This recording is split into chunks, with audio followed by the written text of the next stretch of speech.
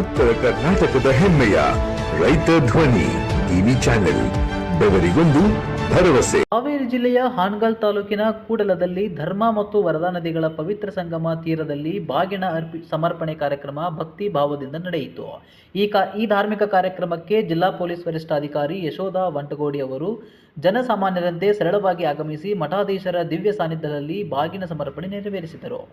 ಈ ಸಂದರ್ಭದಲ್ಲಿ ಗುರುನಂಜೇಶ್ವರ ಮಠ ಕೂಡಲದ ಶ್ರೀ ಶ. ಬ್ರ. ಮಹೇಶ್ವರ ಶಿವಾಚಾರ್ಯ ಮಹಾಸ್ವಾಮಿಗಳು, ಅಕ್ಕಿಆಲೂರಿನ ಮುತ್ತಿನಕಂತಿ ಮಠದ ಶ್ರೀ ಶ.